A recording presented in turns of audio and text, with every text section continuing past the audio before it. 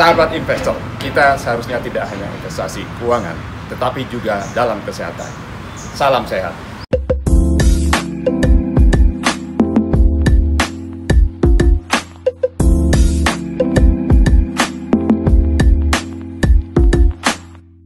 Halo teman-teman investor, selamat jumpa kembali di YouTube channel saya, Hamdi Hasarbaini. Saya kembali mengundang Mas Himawan Logi Cuan dari Logi Cuan. Beliau ini yang punya komunitas Logi Cuan. Selamat sore Mas Himawan. Sore Pak Hamdi, senang bertemu Pak. Sekali lagi nih sudah datang lagi untuk diskusi di sore ini ya. Mungkin yang saya ingin tanyakan adalah ada beberapa keluhan di antara para trader atau investor pada umumnya ya. Kok kebanyakan saham-saham yang belakang IPO harganya nyender di 50, mereka harus ngapain gitu mungkin. Itu mungkin Mas Iwan bisa kasih ini nggak? Ini agak sedikit sulit nih Pak, pertanyaan, karena perspektifnya juga ya mungkin dari berbagai berbagai angle-nya banyak Pak. Iya.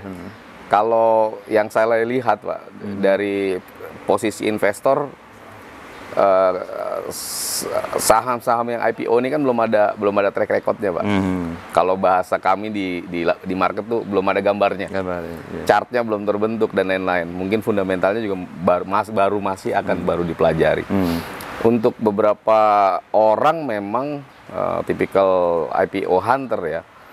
Biasanya saham apa aja dibeli gitu untuk di posisi IPO, asal misalnya jelas misalnya underwriter-nya siapa, perusahaannya PR-nya berapa, itu memang salah satu dari target IPO hunter. Nah, lebih banyaknya lagi sih kalau saya melihatnya lebih ke emitennya sendiri Pak, gitu. Jadi ini mungkin sedikit membuka market bekerja untuk IPO Pak. Biasanya kan ketika saham tersebut, perusahaan tersebut akan IPO dan menjadi emiten itu, dia harus mencari investor dulu kan Pak.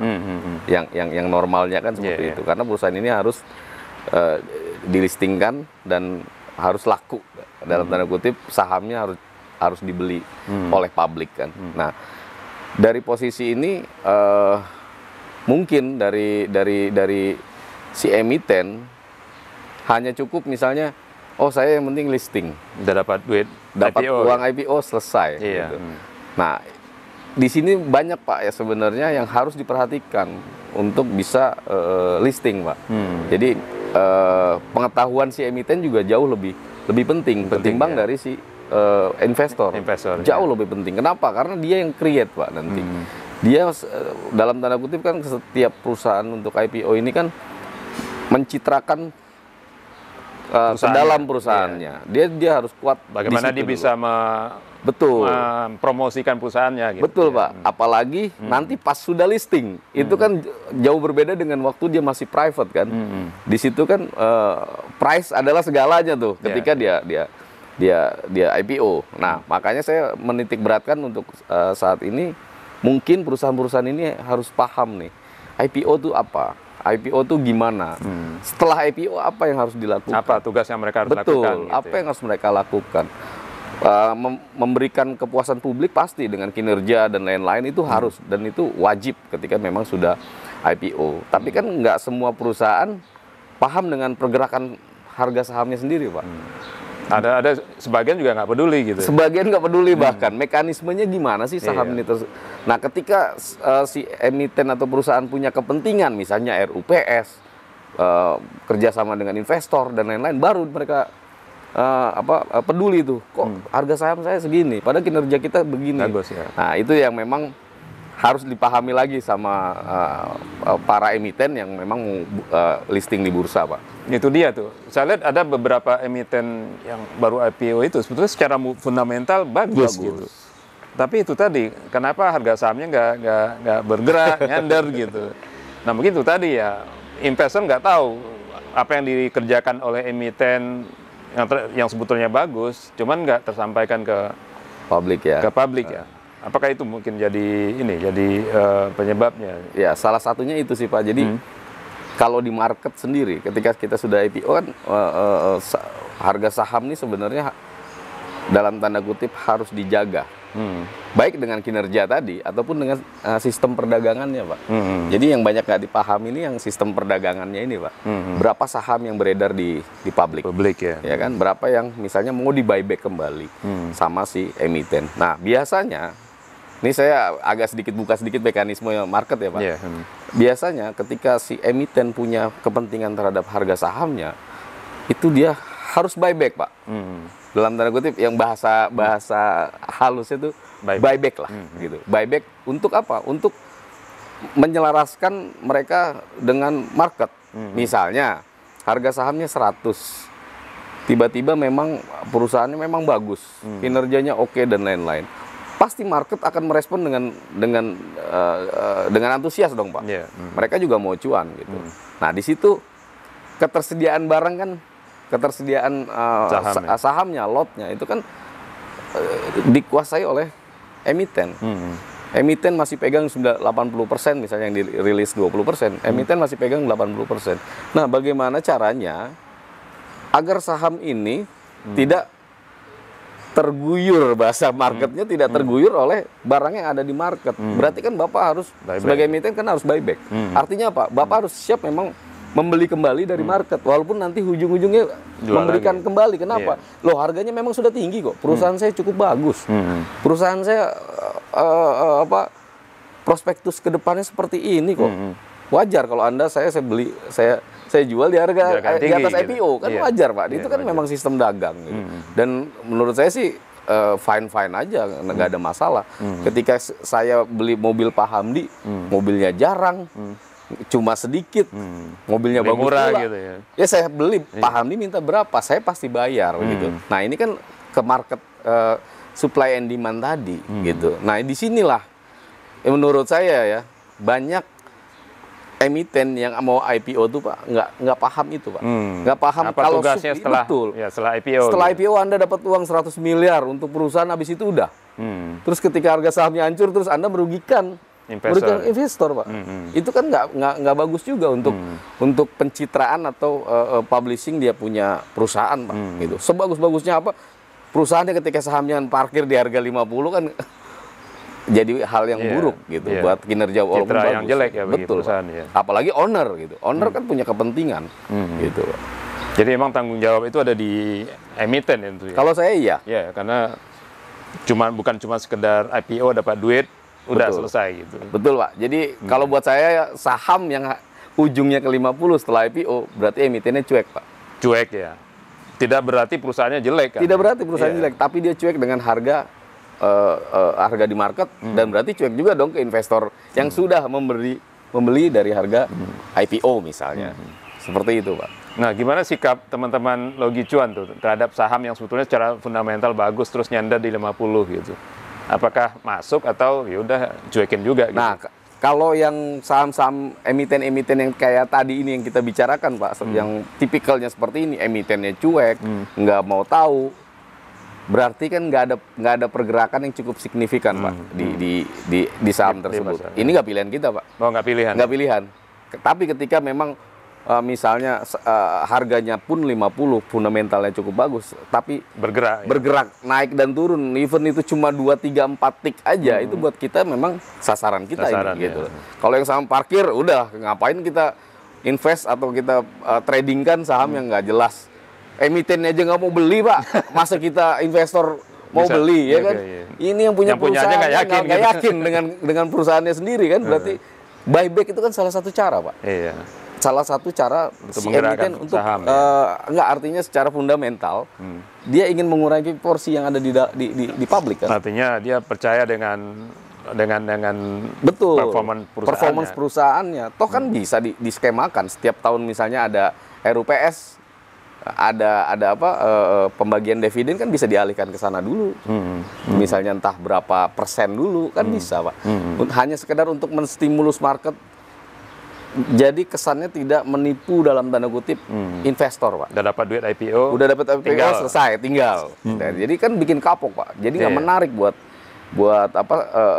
investor untuk masuk di saham yang memang baru IPO, Pak. Nah, itu tuh. Saya juga dengar di beberapa grup trader itu banyak menyarankan jangan deh masuk saham IPO, nanti tipu-tipu Pak. digulung gitu ya, habis Digulung. itu hilang. Benar nggak itu dari pengalaman Mas Imawan gimana ya? Saya selama pandemi ini banyak ikut saham IPO juga. Ikut ya. Banyak juga. Ada 3-4 IPO lah Pak yang memang ya hitungan jari lah, bisa 10-an yang memang menjebak dalam tanda kutip. Saya pun terjebak Pak. Oh gitu? Oh iya. Bandar ininya, sorry, trader beneran bisa kejebak juga gimana? Bisa Pak, Bisa. kan nggak semua barang kita bisa beli dalam jumlah banyak Pak. Oke. Iya. Nggak semua. Jadi dan kebanyakan juga kita nggak tahu di belakang itu kan ada apa. Ada apa ya? Misalnya si owner keluar lah pas kita analisa, wah kurang ajar nih. Ngajar ya. Kita udah beli, ownernya malah keluar dari 70% tinggal 60 misalnya. Cukup besar Pak kalau 7 sampai 10% keluar itu jumlah Cukup uangnya besar, kan ya? cukup besar gitu. Dan itu volatilitasnya juga terlihat sekali gitu Pak. Memang ini memang mau jualan gitu. Jadi saya pun beberapa kali pernah terjebak gitu. Tapi bukan dalam konteks IPO-nya Pak ya, tapi dari pergerakan sahamnya. Pergerakan harga saham. Iya. Ya. Jadi paling aman memang harus ada dulu track record pergerakan harga sahamnya ya. Sebenarnya yang aman tinggal emitennya aja deh Pak. Kalau perusahaan yang IPO kan jadi gini Pak. Nggak semua IPO hunter itu mencari profit tahunan atau investing. Banyak juga yang hanya memanfaatkan IPO momennya. Trading awal gitu. Ketika dia IPO tank, lumayan lah, arah sekali gitu kan. Ya. Besoknya kita jualan kan 30%. Iya. Nah itu tipikal seperti itu ada. Ada juga yang memang ya fundamental saya harus lihat. Secara teknikal saya harus pahami dulu. Kalau tidak ya nggak akan dipilih gitu. Nah ini kan sebenarnya tipikal retail seperti ini kan banyak Pak. Dari dua kita bicara hanya 2 tadi aja tuh banyak. Makanya jangan sampai nih saya berharap nih ke yang punya kepentingan regulator ya. Waktu itu kalau nggak salah sempat di warning ya saham-saham IPO harus naik dulu, kalau nggak akan kena warning kalau nggak salah. Tapi sekarang juga nggak mempan juga karena memang supply and demand tadi memang tergantung dari harga nggak bisa dipaksa juga. Betul gitu. Pak. Iya. Nah mungkin yang terakhir yang menarik itu bursa kan ada ini khusus ini saham-saham dalam pemantauan khusus. Oh notasi ya. Notasi khusus yang harganya bisa Rp1. sampai Rp1. Gimana masih mau melihat itu fenomena itu? Apakah itu peluang atau malah enggak gitu? Kalau buat saya karena bukan tipikal saya investing Pak, pasti saya nggak akan masuk ke saham-saham yang seperti itu. Oh, nggak masuk. Iya, karena dengan notasi khusus aja kita misalnya beli pun jualnya udah pasti akan susah. Susah ya. Iya, itu kan itu yang sederhana gitu. Artinya ketika barangnya berlimpah di market, tapi yang belinya nggak ada yang mau kan udah pasti barang kita nggak mau dan kita harus pindah ke nego kan untuk bisa menjual saham kita, apalagi sampai di Rp1. Berarti kan untuk 1/10 itu kan berapa persen Pak? Iya. Ini kan kita bicara risk. Ketika saya masuk ke market, ya yang harus saya pikirkan adalah resiko dulu. Dan ketimbang cuannya gitu. Iya pasti Pak. Saya pasti itu. Makanya kalau kita masuk ke yang notasi khusus, ya nggak mungkin juga kita mencemplungkan diri kita di air terjun yang cukup dalam gitu kan. Lebih baik kita cari yang kolam renang enak kayak rumah Pak Hamdi ini gitu kan, yang nyaman-nyaman aja tapi tetap basah walaupun itu jadi tidak terlalu beresiko gitu. Nah saham-saham seperti ini sih kalau menurut saya harusnya ya dari ARB di 50 itu harga di bawah di 50 pun seharusnya sudah ada notasi khusus buat mereka untuk saham-saham tersebut. Misalnya ya saya nggak tahu regulasi atau seperti apa, cuma mungkin ada pendampingan atau ada apa gitu. Apakah memang secara perusahaan sudah tidak layak untuk ditaruh di bursa atau memang ya oke lah ini masih layak karena memang harga aktualnya memang 50. Kita jadi tahu tuh Pak investor gitu. Tahu, nah, ya. ketika kalau sudah notasi khusus sih kalau saya sih nggak mau Pak saham seperti itu Pak. Walaupun memang kalau kita ambil Rp1 cuannya cukup besar gitu, Tapi buat apa cuan besar tapi kita juga nggak tahu kapan dia naiknya. Bisa jualnya gitu. Bisa jual juga kalau ada beberapa saham yang Bapak tahu, ada mungkin saham transportasi itu yang harganya sekarang di 50 tapi dinego di Rp3. Oh ya? Iya, dan itu sudah 95% kalau saya nggak salah itu udah di masyarakat. Siapa yang bisa ngerakin kalau udah berarti foundersnya pun udah keluar gitu. Iya pasti Pak, udah dijual, si ownersnya sih udah keluar dari saham tersebut gitu. Nah, yang seperti itu aja nggak layak buat kami gitu. Apalagi yang tadi notasi khusus sampai Rp1 gitu. Ya. Walaupun ya oke lah kita dalam tanda kutip, kalau itu sih konsepnya gambling Pak. Kalau buat saya. Gambling ya. Gambling Pak. Kenapa? Ya karena kita menyikapinya dengan gambling, pasti akan gambling juga hasilnya. Makanya ya sudah, kami nggak akan pilih. Kalau buat saya pribadi dan Logi Cuan nggak akan pilih. Nggak akan pilih ya. Tidak akan Pak. Jadi udah ditandain dulu ya. Tandain. Mendingan yang agak mahal dikit tapi naik turunnya masih ada pergerakan, ya itu yang kita ambil. Walaupun itu tadi bisa jadi saham itu masuk notasi khusus karena tadi emitennya nggak peduli gitu. Betul. Padahal secara fundamental mungkin dia bagus. Bagus. Gitu. Tapi Logi Cuan tidak gambling di Nggak Pak. hal itu ya. Nggak. Kita ya kalau notasi khususnya masih di 50 dan masih bergerak di area itu no problem. Tapi kalau sudah di bawah itu, wah kita nyerah lah. Kalau saya sih mending cut loss lah kalau saya. Mending cut loss ya. Iya, mending cut loss. Jelaskan kita rugi sekian udah pasti. Daripada kita nunggu, walaupun sama kita misalnya naruh Rp1 juta gitu di harga satu ya. Tapi kalau naiknya kalau misalnya besoknya di delisting kan sama aja Pak. Iya kalau naik jadi Rp2 kan udah 2 kali lipat. 100% gitu. Iya. 100% ya. Tapi itu tadi ya bisa jadi naik atau nggak bisa keluar malah. Ya. Malah nggak bisa keluar. Iya sih. Ya. Jadi buat teman-teman Logi Cuan bukan hal yang menarik. Bukan hal yang menarik Pak. Walaupun harganya iya murah gitu. Kuncinya saat pertama kali di IPO tujuannya apa? Iya. Jadi memang dengan pihak advisorinya Pak, pendampingnya itu harus dijelaskan. Itu harus dijelaskan. Hey, kamu mau IPO, kamu dapat uang, kewajiban kamu ini. Kamu harus begini gitu. Artinya kan nggak semua juga dalam tanda kutip mafia untuk exit Pak. Gitu. Ya saya nggak tahu kalau itu memang ada memang oknum emiten ya. Itu kan memang mau exit gitu kan. Nah, ini kan dana IPO habis itu keluar. Habis itu keluar. Nah itu kan tergantung dari si emiten dan advisorinya. Jadi si pendamping ini juga dari awal harus heart to heart tuh Pak. Ini yang biasa saya lakukan dengan teman-teman yang saya bantu IPO Pak. Perusahaan-perusahaan itu saya heart to heart. Bapak IPO tujuannya apa? Mau apa? Menambah modal usaha, mau investor atau mau exit. Ketika dia mau exit saya pasti angkat tangan Pak. Oh gitu. Ya karena pasti kalau dari saya untuk perusahaan untuk IPO requirement-nya cukup berat Pak. Karena apa? Karena you harus berani buyback 20% lagi. Paling tidak dalam misalnya termin waktu tertentu gitu. Jadi apa? Berarti perusahaan tersebut punya kewajiban untuk mendapatkan profit dan mengambil kembali barang yang ada di pasar, market Pak. Gitu. Itu yang memang requirement ya biasanya itu kenapa saya berlakukan karena saya menghindari tadi. Ketika IPO selesai, IPO 50 udah. Berarti kan menipu para investor, Pak.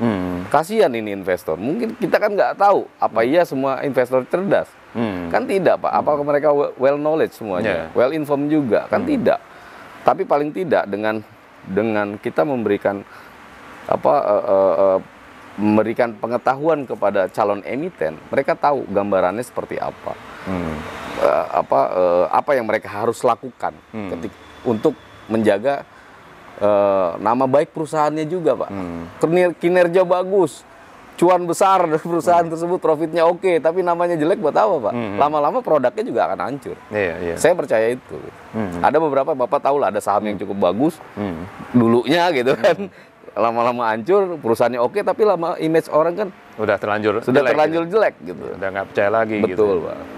Ya, memang sih kalau secara teori kan orang IPO itu dapat dana dari masyarakat kan tujuannya untuk ekspansi kan. Ekspansi. Betul. Dia perusahaannya bagus, kemudian dia dalam pengembangan bisnisnya perlu dana.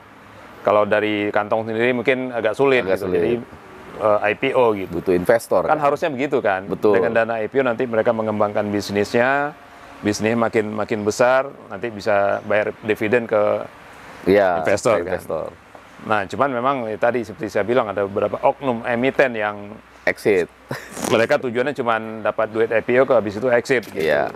Nah, mungkin itu tadi perlu mungkin advisornya perlu menjelaskan di awal ya. Iya. Tanggung jawab emiten itu apa? Ya, gitu. Kan kita juga nggak usah inilah apa. Ada Bapak juga tahu lah mungkin ada yang kantornya cuma di ruko 3 lantai, pegawainya cuma 5, cuma 3 bahkan berhasil IPO. Yang mereka ini butuhkan apa dari si investor kan? Nah, ketika calon emiten kita aja yang notabene dalam tanda kutip kurang proporsional untuk di IPO kan, ini kan sebenarnya udah indikasi awal Pak. Tapi kan memang ya itu tadi, investor pun ada yang suka yang barang seperti ini gitu, emiten seperti ini gitu. Jadi ya memang sudah ada mata rantainya masing-masing gitu Pak. Yang saya tidak suka ya itu yang tadi, ketika dia hanya untuk exit. Kalau yang memang perusahaannya tetap jalan, sahamnya tetap bagus, walaupun mungkin cuan sahamnya lebih besar dari cuan perusahaan benernya, itu no problem karena memang ada marketnya juga, ada trader-trader yang mempunyai kesukaan ke saham-saham tipikal seperti itu. Nah yang kurang ajar ini kan, yang memang kita bikin perusahaan, kita dapat 100 miliar, kita bubarin besok selesai. Gitu. Nah ini yang menurut saya ya tadi bikin orang jadi investor kapok tuh Pak, untuk bisa masuk di saham-saham IPO. Apesnya lagi ada perusahaan yang cukup bagus, yang kinerjanya cukup bagus, tapi sahamnya nggak diurusin. Nah ini juga dalam tanda kutip ya paling tidak menipu investor juga sih Pak. Ini pandangan pribadi saya sih Pak. Tadi Mas Iwan bilang masuk juga di 2 atau 3 saham IPO ya. Dasar pemilihannya gimana tuh? Kalau saya kan kita belum tahu, ini kan belum ada track recordnya belum ada. Belum tahu juga apa niat oleh si founder ini mau exit atau enggak. Gimana cara milihnya, Mas Iwan? Kalau saya waktu itu biasanya kalau melihat saham IPO tuh lebih ke fundamental. Walaupun saya bukan fundamentalis, tapi tetap perusahaan yang saya dalam tanda kutip walaupun hanya ikut IPO, saya tetap harus tahu basis dari fundamental perusahaannya. Misalnya asetnya ada berapa, yang sederhana gitu Pak. Oke lah, pernya kan kalau bisa yang semakin kecil kita beranilah pegang. Nomor 2 ya asetnya. Ketika dia perusahaan cukup kaya dalam tanda kutip, dia IPO kan berarti bukan hanya untuk sekedar mencari uang Pak. Gitu. Tapi kalau perusahaan udah pas-pasan miskin gitu kan, kok IPO bisa besar? Ini kita enggak lah. Gitu. Atau yang memang walaupun dana IPO-nya untuk bayar hutang, no problem Pak. Gitu. Karena memang kan utang salah satu cara untuk biaya produksi atau apa yang memang harus ditanggung untuk lebih besar kan.